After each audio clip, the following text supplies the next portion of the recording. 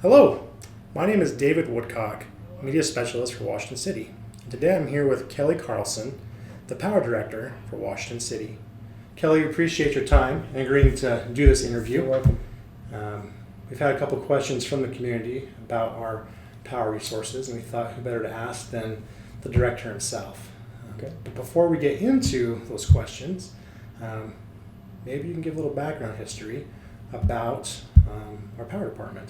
Sure. I got some fun little trivia for you before we get too far into it. Okay. From 1870 to 1970, the citizen average in Washington City stayed at 500 citizens. 500 citizens. For over 100 years. Wow. Interesting. That is very interesting. Anyway, background about the power department. We actually started the process of acquisition of the power department back around 1980 due to the fact that we had very poor service.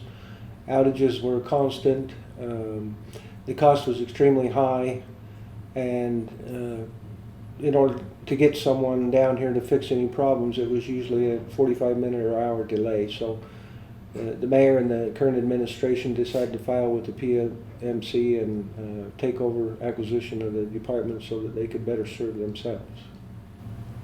Okay, Kelly. So thanks for giving us that background information. Now I'll just jump right into the questions. Okay.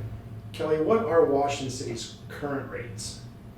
Our current residential rate starts at 8.1 cents.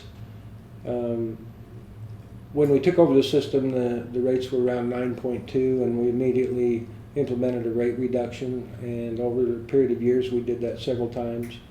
We've been consistently able to keep the rates below what Rocky Mountain was charging at the time, and we're still able to do that today. Wow. That's pretty impressive considering other counties and other organizations have not been able to do that. Yeah, it's a pretty good track record. It's a long time going without any rate adjustments. How have we managed to keep our rates low? Well, mostly through due diligence on our resources. We work with UAMS, which is a joint action agency, to purchase all of our resources through or from. We also participate in projects that we have ownership in, such as our Nebo gas plant or our own local generation. We have ownership in a wind farm, and we buy power purchase agreements through a number of different entities using the UAMS group. How long have our prices been at that rate? Our current rate structure was drafted and brought to council in 2007 and adopted for implementation January 2008. So they've been in. We've been on this rate structure for almost 8 years.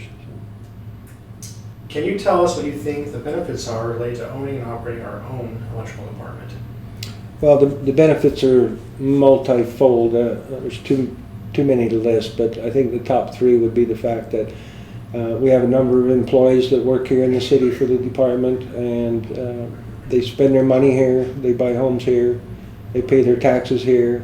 So it keeps the finances of the city spent locally, basically, rather than to outside entities such as Rocky Mountain, Pacific Corp, energy companies.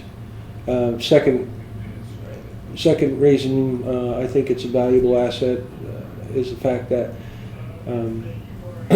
we have increased our reliability substantially.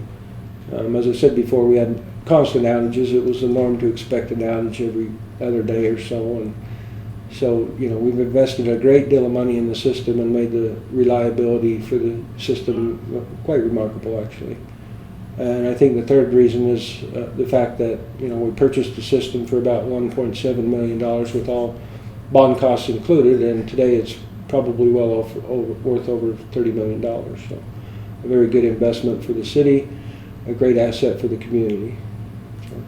With the addition of new load growth, the need for additional power, federal mandates, and adding private industry to our grid, is there going to be a need to increase power rates? Well, we're currently doing a cost of service study, as you probably noticed. Several cities around us and across the state of Utah in the last little while, even as recent as last week, have implemented rate increases, and we're all facing the same problems. For example, transmission costs have gone up 65% in the last couple of years. When you start to see those kind of things happening, then you have to worry about your bond covenants and meeting your debt service requirements. And so as we go into a cost of study, we look at all those different aspects and determine moving forward what we need for those to resolve those issues, and also to take care of any existing distribution upgrades that may be required moving forward. We really appreciate you taking the time to be here with me today and let me ask you these questions. I know that our community will love to have some of these answers provided. So thank you for your time. You're welcome. Thank you. If you have any questions related to power, water, or anything that goes on within our organization as a city, please feel free to email me at dwoodcock@washingtoncity.org, and we will try to answer these questions with future interviews.